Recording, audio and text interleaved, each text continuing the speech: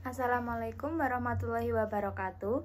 Perkenalkan, saya Stefani Pramestika Pujaningrum, NPM 2203050040, kelas 3A. Saya akan memaparkan hasil kajian analisis saya tentang kondisi kelas. Kondisi kelas di SD. Pengelolaan kelas adalah suatu aktivitas yang dilakukan oleh guru terhadap anak didiknya di dalam kelas dalam upaya mengatur semua komponen pembelajaran agar dapat berjalan dengan kondusif untuk mencapai tujuan pendidikan. Pengelolaan kelas perlu dilakukan sebagai upaya menciptakan suasana pembelajaran yang kondusif. Pengelolaan kelas merupakan salah satu syarat penting bagi terjadinya proses pembelajaran yang efektif. Dengan cara menciptakan situasi yang kondusif, suatu kondisi belajar yang kondusif dapat tercapai jika guru mengatur peserta didik dan tujuan pembelajaran serta mengendalikannya dalam suasana yang menyenangkan untuk mencapai tujuan pembelajaran, serta hubungan interpersonal yang baik antara guru dan peserta didik dengan peserta didik.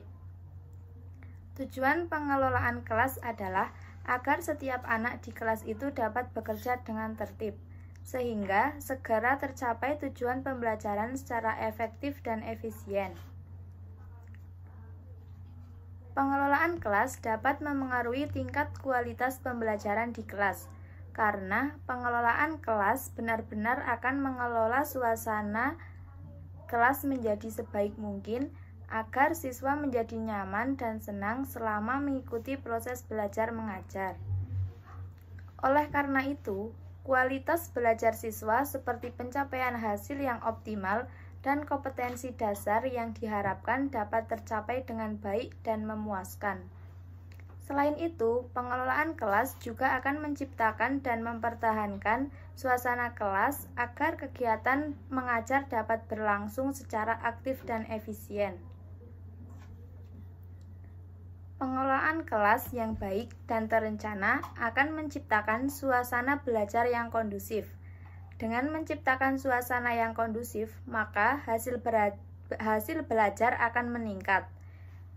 Kebersihan kelas juga dapat berpengaruh terhadap kenyamanan dalam belajar. Penting bagi siswa dan guru menjaga kebersihan kelas. Oleh karena itu, salah satu cara yang dilakukan oleh guru dalam menjaga kebersihan kelas yaitu dengan membuat jadwal membersihkan untuk siswa. Dengan adanya jadwal piket membersihkan, siswa mempunyai tanggung jawab masing-masing dalam membersihkan, guna untuk tetap menjaga kebersihan kelas, sehingga tercipta suasana kelas belajar yang nyaman. Pengelolaan kelas adalah mengelola semua yang ada di kelas sehingga menciptakan kelas yang kondusif, khususnya dalam pengelolaan ruang kelas itu dimulai dari mengatur isi seluruh kelas. Mulai dari penataan tempat duduk siswa, kebersihan dan keindahan kelas, mengatur alat-alat dalam kelas, dan mendisiplinkan siswa yang melanggar tata tertib di dalam kelas. Untuk menata tempat duduk dapat dilakukan dengan bervariasi atau berubah-ubah, yaitu ketika guru sedang menjelaskan materi, tempat duduk disusun dengan berderet. Tetapi ketika sedang mengerjakan tugas kelompok, tempat duduk disusun secara mengelompok.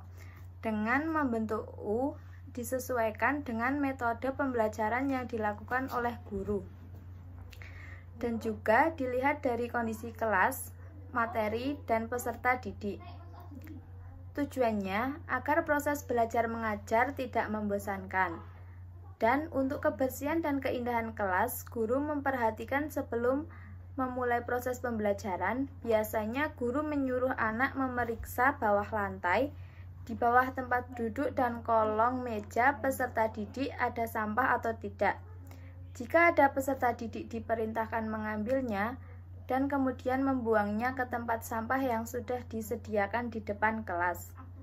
Sementara, untuk menata alat-alat pembelajaran dan keindahan kelas adalah kewajiban dari ketua wali kelas. Kemudian, ditata oleh wali kelas dalam lemari. Pengolahan kelas yang dilakukan ini merupakan suatu inovasi karena terdapat perubahan dari pembelajaran yang monoton ke pembelajaran yang lebih bervariasi. Suasana hati siswa juga dipengaruhi dengan suasana belajar di kelas. Dengan demikian, jika proses berjalan dengan menyenangkan, maka motivasi belajar siswa otomatis meningkat. Kelas jadi lebih interaktif karena keaktifan siswa.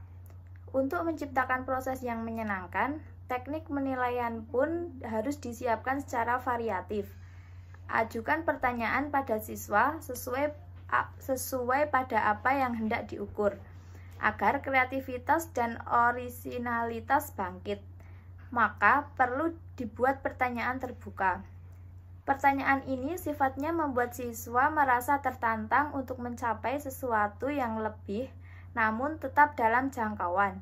Jika pertanyaan itu saja terlalu mudah, maka semangat siswa untuk memberikan usaha lebih tidak akan bangkit. Sebaliknya, apabila terlalu sulit, maka bisa mematikan usaha siswa. Untuk itu, kita harus menjadi guru yang kreatif. Pada umumnya, setiap individu akan merasa bangga jika memiliki sesuatu yang lebih dibanding orang lain. Sebut saja lebih pandai, lebih berhasil, lebih baik, dan masih banyak lagi. Begitu juga sebaliknya, orang akan merasa sedih jika dirinya berada di bawah orang lain. Misalnya, lebih bodoh, paling malas, selalu gagal, dan lainnya. Dari sinilah setiap orang punya naluri untuk berkompetisi. Cara untuk mewujudkan kondisi kelas yang kompetitif yaitu satu itu memberikan kuis harian. Biasanya jika ada kuis, anak akan merasa antusias dan merasa harus menjawab agar terlihat lebih unggul dari temannya. Yang kedua, memberikan reward. Misal dengan memberi hadiah atau jajan-jajan apabila anak mencapai suatu capaian. Yang ketiga yaitu memberikan apresiasi, seperti anak yang sudah berani maju dikasih tepuk tangan oleh teman-temannya dan guru. Cara untuk mewujudkan kelas yang kondusif yang pertama yaitu membentuk regu piket. Dengan adanya regu piket diharapkan siswa bertanggung jawab dalam menjaga kebersihan. Yang kedua, menyusun struktur organisasi kelas. Dengan adanya struktur organisasi kelas, sebuah kelas lebih kondusif dan terkontrol. Dibuat untuk memberikan tanggung jawab kepada siswa. Yang ketiga, melakukan rolling tempat duduk. Tujuan dari melakukan rolling tempat duduk yaitu agar keadaan suasana kelas berbeda, agar membuat siswa tidak bosan atau tidak jenuh, bisa dengan membentuk letter U. Yang keempat, adanya feedback dari kedua belah pihak. Yang keempat yaitu adanya feedback dari kedua belah pihak. Diharapkan jika ada feedback dua belah pihak akan lebih mudah dalam pembelajaran. Apabila guru memberi pertanyaan, murid menjawab dengan antusias, atau sebaliknya jika murid bertanya, guru menjawab dengan senang hati. Guru sebagai pembimbing diharapkan mampu menciptakan kondisi kondusif yang dapat membuat peserta didik nyaman dalam mengikuti proses pembelajaran. Dalam menciptakan kondisi yang baik, hendaknya guru memperhatikan dua hal. Pertama, kondisi internal, yaitu kondisi yang ada pada diri siswa itu sendiri. Misalnya kesehatan, keamanannya, ketentramannya, dan sebagainya. Kedua, kondisi eksternal, yaitu kondisi yang ada di luar pribadi manusia. Umpamanya kebersihan rumah, penerangan, serta keadaan lingkungan fisik yang lain. Untuk dapat belajar yang efektif, diperlukan lingkungan fisik yang baik dan teratur.